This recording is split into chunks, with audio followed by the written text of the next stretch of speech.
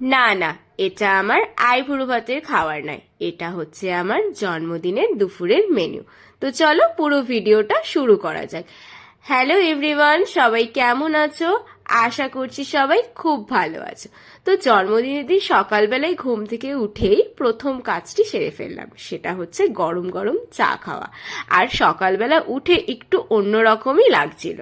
জন্মদিনে খুব একটা প্ল্যান নেই, ওই বাড়িতে একটু ভালো মন্দ রান্না করা আর একটু ভালোভাবে খাওয়া দাওয়া, তো এই আর কি। তো চা খাওয়া তো কমপ্লিট হয়েই গেছে, তো তারপরে সকালবেলা মা সুন্দর করে আমাকে ব্রেকফাস্ট সাজিয়ে দিয়েছিল। ও আচ্ছা দাঁড়াও, তোমাদেরকেও একটু বলি কি কি খেয়েছিলাম আমি সকালবেলা। সকালে ছিল লুচি, ছোলার ডাল, তার সাথে ছিল পায়েস, আর একটা ছিল সন্দেশ। জমে গিয়েছিল ব্যাপারটা পুরো। সকালবেলা খাওয়া দাওয়ার পর বেশ অনেকটা লম্বা সময় নিয়ে রেস্ট নিয়ে নিয়েছিলাম।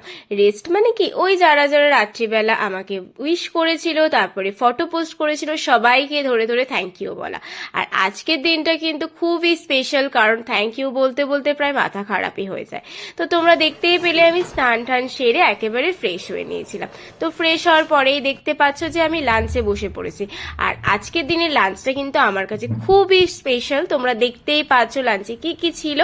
লাঞ্চে ছিল হচ্ছে ডাল, তারপরে ছিল হচ্ছে মাটন, যেটা আমার খেতে খুবই ভালো লাগে, তারপরে 5 রকমের মিষ্টি, দই, ভাজা, 5 রকমের মাছ ভাজা। খাওয়া দাওয়া শেষ করে আমি একটা রিলস করে নিচ্ছিলাম। তো এই রিলসটা তো আমি অনেকক্ষণ আগেই পোস্ট করে দিয়েছি, তোমরা কিন্তু আমার ইনস্টাগ্রামে গিয়ে দেখতেই পারো।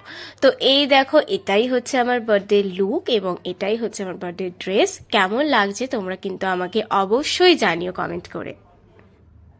আর আমার বার্থডেতে আমি কি কি গিফট পেলাম এবং কে কি গিফট দিল সবটাই তোমাদের সাথে একটা অন্য ভিডিওতে শেয়ার করব, কারণ এই ভিডিওতে শেয়ার করলে অনেকটাই বড় হয়ে যেত ভিডিওটা। তো চলো, এই দেখো এখানে সবাই খেতে বসেছিল, দিদি, জামাইবাবু এবং দিদির শাশুড়ি সবাই মিলেই খেতে বসেছিল। আমার বার্থডেতে অনেক বড় বড় মানুষজন খেতে বসেছে এখন।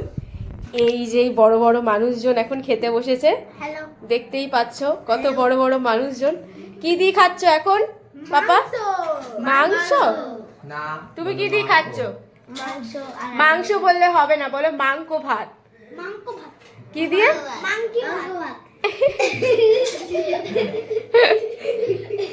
মানে এই বাচ্চারাও মাংস বলতে জানে।